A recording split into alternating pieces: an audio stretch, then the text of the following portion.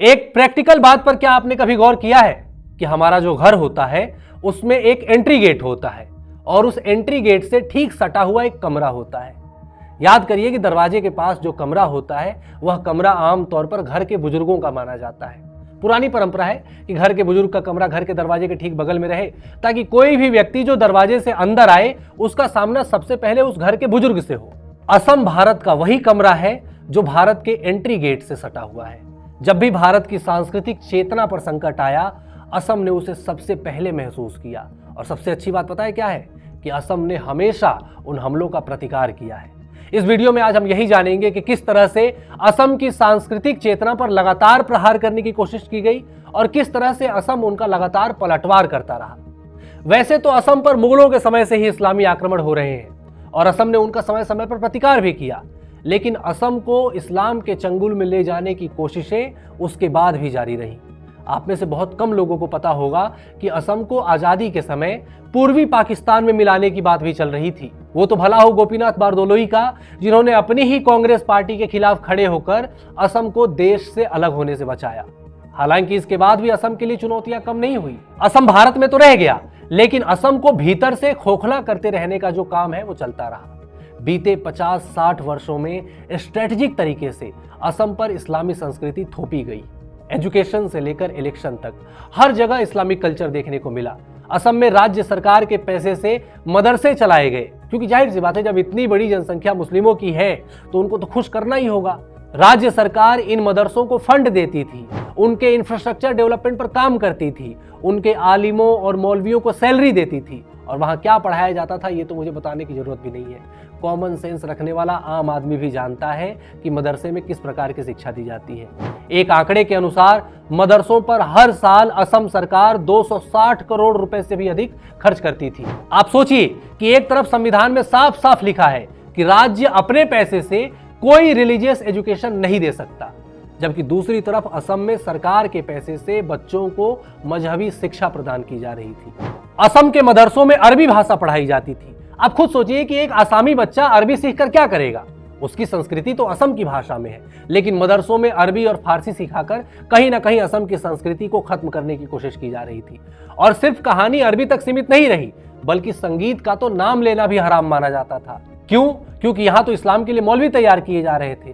संगीत के अलावा आर्ट्स, असामिया कल्चर और यहाँ तक कि खेल कूद तक के लिए बच्चों को आज़ादी नहीं दी जाती थी। आप सोचिए कि एक बच्चा अगर खेलेगा नहीं, नाचेगा गाएगा नहीं, आर्ट्स के बारे में नहीं जानेगा, तो भला उसका कैरेक्टर डेवलपमेंट कैसे होगा।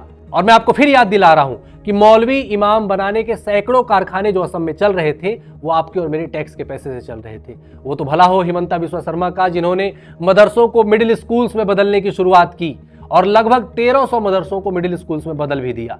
जिन मदरसों में पहले अरबी भाषा पढ़ाई जाती थी वहां पर अब बच्चे आसामी, हिंदी, मैथमेटिक्स और साइंस पढ़ रहे हैं। वहां गेम्स के लिए एक अलग से दिन होता है। वहां बच्चा आर्ट और म्यूजिक भी सीख सकता है।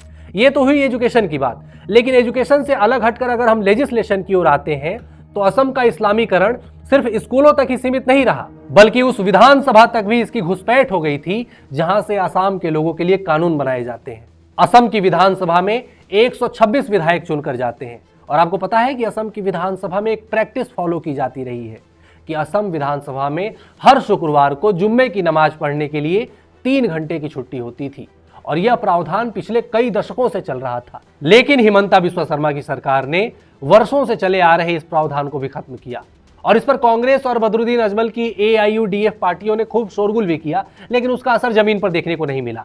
हिमंता सरकार का यह निर्णय एक तरफ तो राज्य में हर समुदाय के साथ एक समान व्यवहार करने की नीति दिखाता है और दूसरी तरफ मुस्लिम तुष्टीकरण के लिए हॉलीडेज को भी सांप्रदायिक बना देने की कोशिशों को रोकता है। असम के इस्लामीकरण में उस साहित्य का भी बड़ा हाथ है जो बांग्लादेश जैसे देशों से आता है और लोगों को जिहाद की तरफ बढ़ाता है।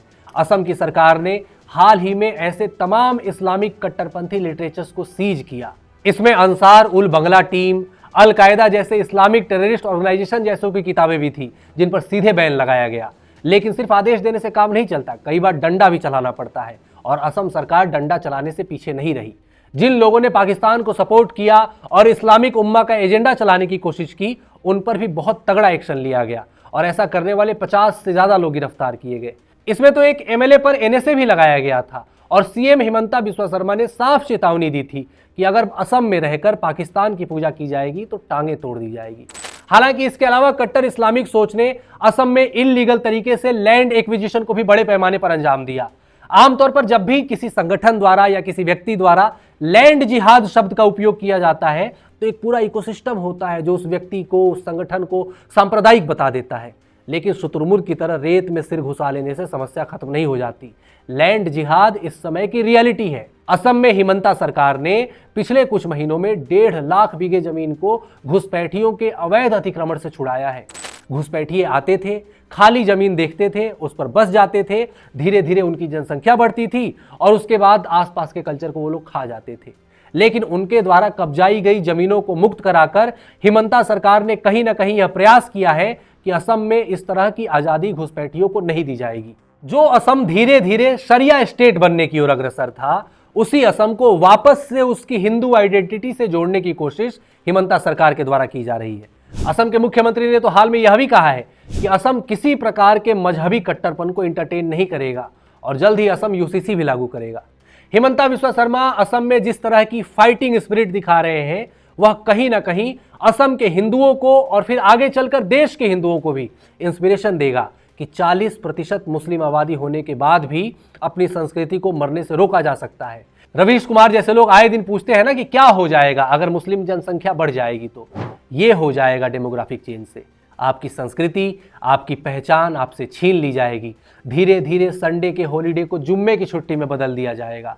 धीरे धीरे स्कूलों में बच्चे सरस्वती वंदना की जगह पे प्रार्थना के नाम पर लब पे आती है दुआ बन के तमन्ना मेरी गाने लगेंगे। कपड़ों तक में अंतर देखने को मिलेगा। जिन इलाकों में कभी महिलाएं स्वच्छंद कपड़ों में घूमती थीं, वहां धीरे धीरे हिजाब वाजिब कर दिया जाएगा। बिहू के रंगों की जगह काले लबादे सड़कों पर दिखने लगेंगे। आपकी सारी पहचान धीरे धीरे आपसे छीन ली जाएगी। जी हाँ, धीरे धीरे ही सब कुछ होता है। घुन भी धीरे धीरे लगता है, दीमक भी धीरे धीरे लकड़ी को खा जाती है। धीरे धीरे हो रहे इन बदलावों को असम सरकार रोकने की कोशिश तो कर रही है। कितनी सफल हो पाती है ये वक्त बताएगा। और वीडियो की शुरुआत में मैंने आपको बताया था कि घर के एंट्री गेट के बगल में जो कमरा होता है वह कमरा घर के बुजुर्ग का होता है। उस बुजुर्ग के पास जब लाठी रहती है ना, तो घर में कोई जानवर वो घुसने नहीं देता है।